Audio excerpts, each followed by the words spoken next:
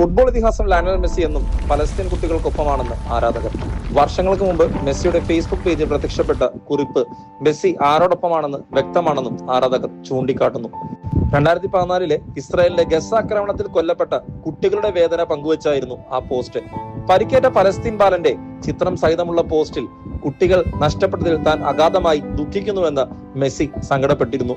അന്ന് ഇസ്രായേലിൽ അനുകൂലികളായ കളിക്കാർ പോലും മെസ്സിക്കെതിരെ രംഗത്ത് വന്നെങ്കിലും മെസ്സി നിലപാട് മാറ്റിയില്ല. മെസ്സി ഇസ്രായേലിന് $10 ലക്ഷം സംഭാവന നൽകിയെന്ന കള്ളവാർത്തക്കെതിരെയും മെസ്സി അന്ന് ശക്തമായി പ്രതികരിച്ചു. കള്ളവാർത്ത പ്രസിദ്ധീകരിച്ച ഓൺലൈൻ പത്രത്തിനെ കോടതി കയറ്റുകയും ചെയ്തു. 2018 ലോകകപ്പിന് മുന്നോടിയായി ഇസ്രായേലുമായി കളിക്കാൻ തീരുമാനിച്ച സൗഹൃദ മത്സരത്തിൽ നിന്ന് അർജന്റീന ഫുട്ബോൾ ടീം പിന്മാറിയ സംഭവവും ഇപ്പോൾ ചർച്ച ചെയ്യപ്പെടുന്നുണ്ട്. $30 ലക്ഷം തിരികെ നൽകിയാണ് അർജന്റീന ടീം ആ മത്സരം ഉപേക്ഷിച്ചത്. ഈ സംഭവത്തിൽ നാണക്കേടായപ്പോൾ ഇസ്രായേൽ പ്രധാനമന്ത്രി Benjamin Netanyahu Argentina president Mauricio മക്രിയെ വിളിച്ച് ഇടപെടണമെന്ന് ആവശ്യപ്പെട്ടു. എന്നിട്ടും അർജന്റീന ടീം ഇസ്രായേലുമായി കളിക്കാൻ തയ്യാറായില്ല. അന്ന് ഫലസ്തീനിൽ മെസ്സിക്കും സംഘത്തിനും അഭിവാദ്യം അർപ്പിച്ച് റാലിയും നടന്നിരുന്നു. ഇക്കാര്യങ്ങൾ ചൂണ്ടിക്കാട്ടിയാണ് മെസ്സിയെ പലസ്തീൻ വിരുദ്ധനാക്കാനുള്ള ശ്രമത്തെ മെസ്സി ആരാധകർ തടയിടുന്നത്.